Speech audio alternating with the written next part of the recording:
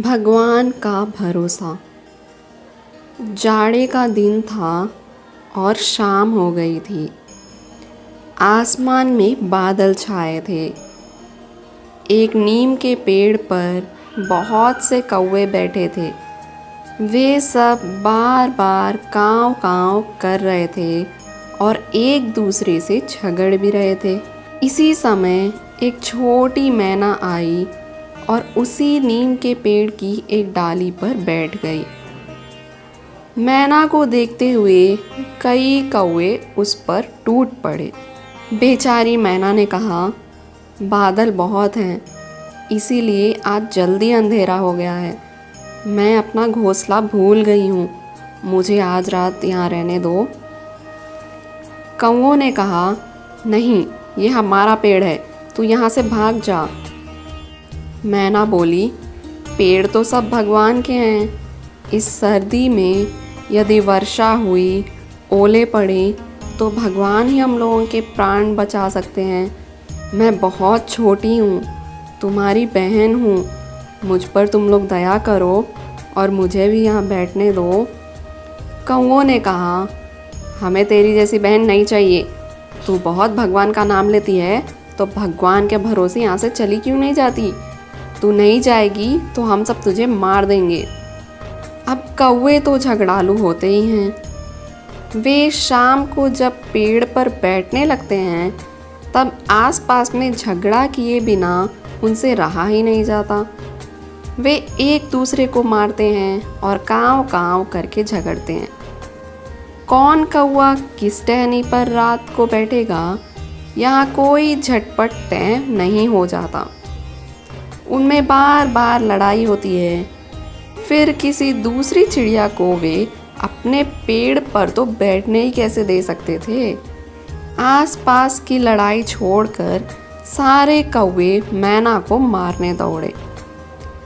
कौवे को काँव काँव करके अपनी ओर झपटते देखकर बेचारी मैना वहाँ से उड़ गई और थोड़ी दूर जाकर एक आम के पेड़ पर बैठ गई। रात को आंधी आई, बादल गरजे और बड़े बड़े ओले पड़ने लगे। बड़े आलू जैसे ओले तड़ तड़ भड़ भड़ बंदूक की गोले जैसे पड़ रहे थे। कौवे काँव काँव करते चिल्लाए, इधर से उधर थोड़ी बहुत उड़े, परंतु ओलों की मार से सब के सब घायल होकर ज़मीन पर गिर पड़े। बहुत से कौवे तो मर भी गए। मैना जिस आम के पेड़ पर बैठी थी, उसकी एक मोटी डाल आंधी में टूट गई। डाल भीतर से सड़ गई थी और पोली हो गई थी। डाल टूटने पर उसकी जड़ के पास पेड़ में एक खोंडर हो गया। छोटी मैना उसमें घुस गई। उसे एक भी ओला नहीं लगा। सबेरा हुआ। 2 घड़ी चढ़ने पर चमकीली धूप निकली। मैना खोंडर में से निकली। पंख फैलाकर चहक कर उसने भगवान को प्रणाम किया और वो उड़ी। पृथ्वी पर ओले से घायल पड़े हुए कौवों ने मैना को उड़ते देखकर बड़े कष्ट से कहा, मैना बहन, तुम कहाँ रही? तुमको ओलों की मार से किसने बचाया? मैना बोली, मैं आम के पेड़ पर अकेले बैठी थी और भगवान की प्रार्थना कर रही थी। दुख में पड़े हुए असहाय जीव को भगवान के सिवा और कौन ही बचा सकता है।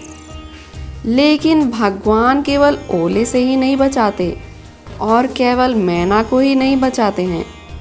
जो भी भगवान पर भरोसा करता है और भगवान को याद करता है, उसे भगवान सभी आपत्ति विपत्ति में सहाय देते हैं और उनकी रक्षा करते हैं। तो ये थी आज की एक छोटी सी कहानी। आशा करती हूँ कि आप सभी को वीडियो पसंद आई होगी, और अगर आप ऐसी कहानियाँ और देखना चाहते हैं तो चैनल को सब्सक्राइब ज़रूर करें और लाइक भी ज़रूर करें। मैं मिलती हूँ अपने नेक्स्ट वीडियो में। तब तक आप सभी का धन्यवाद वीडियो देखने के लिए। आप सभी का दिन शुभ हो।